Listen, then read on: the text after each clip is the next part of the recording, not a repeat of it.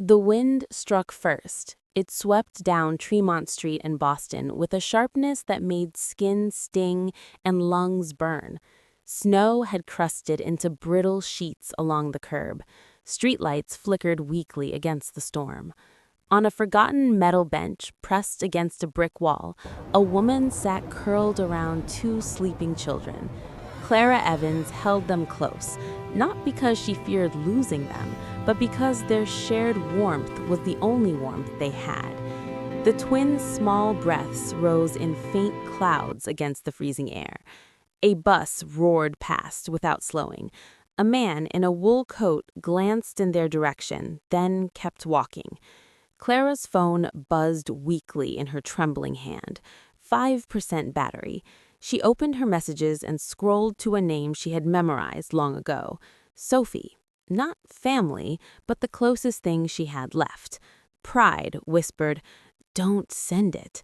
Hunger and cold spoke louder. Her fingers shook as she typed, "Can we stay with you tonight? Just until morning. The kids are freezing." She pressed send.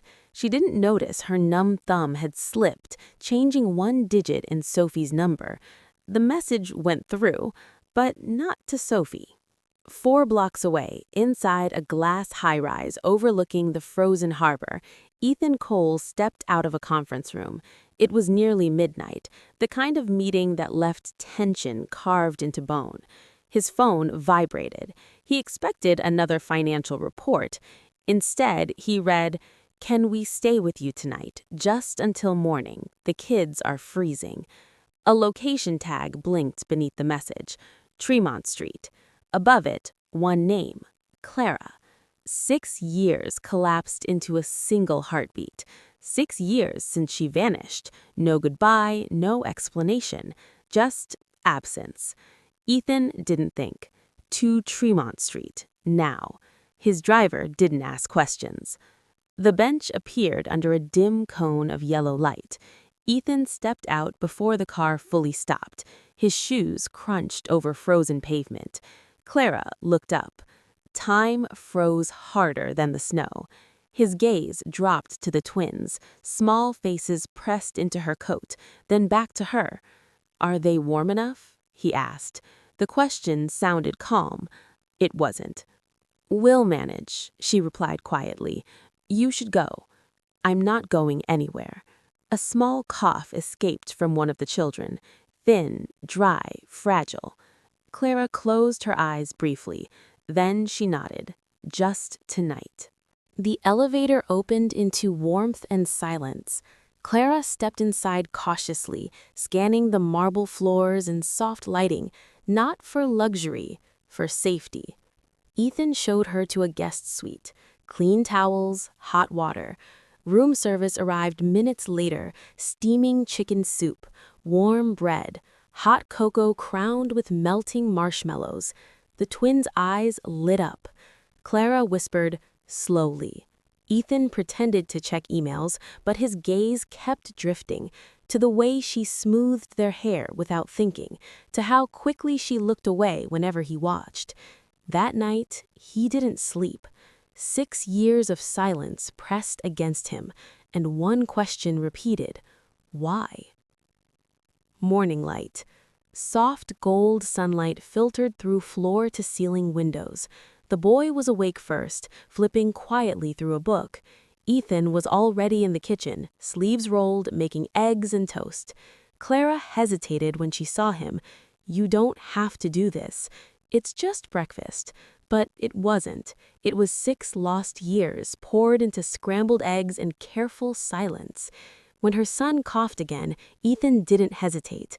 "I'm taking him to a doctor."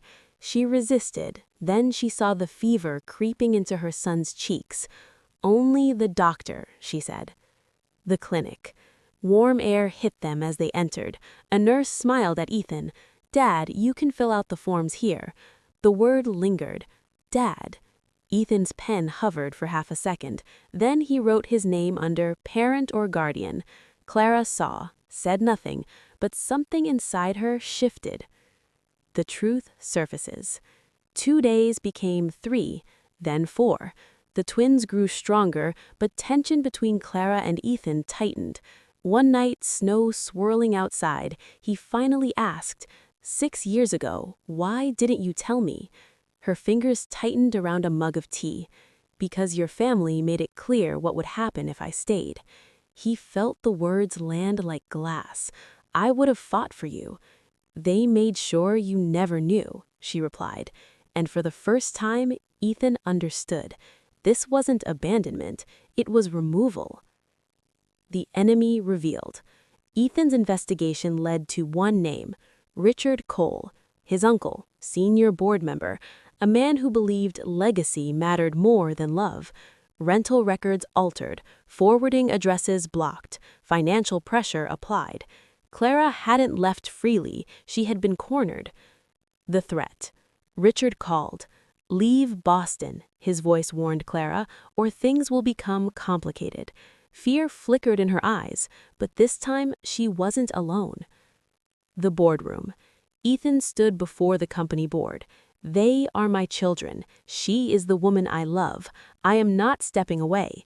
Then he revealed proof of Richard's financial corruption, unauthorized transfers, hidden deals. By noon, the vote was unanimous. Richard was removed. Public truth. Clara faced cameras. "I left to protect him and our unborn children. I won't run again." The footage spread. Public opinion shifted. The narrative changed. For once, power didn't win. Truth did. Full circle. Weeks later, they stood again at the Tremont Street bench. Snow fell softly. The twins laughed nearby. Ethan slipped his hand into Clara's. "This is where everything changed," she whispered. "And where it started again," he replied. A new beginning. Months later, Ethan opened a community housing initiative in South Boston, safe, warm homes for families who once had none, not as charity, as atonement, as purpose. One evening, back at the penthouse, Clara stood by the window watching snow fall gently, no longer freezing, no longer afraid. Ethan joined her. "For the first time," she said softly, "I'm not looking over my shoulder." He kissed her forehead. "For the first time," he replied, "neither am I." The camera of life pulls back. 4 figures framed against the glowing city skyline, a family no longer divided by fear. And far below on Tremont Street, a lonely metal bench sits beneath falling snow. But this time, no one is cold.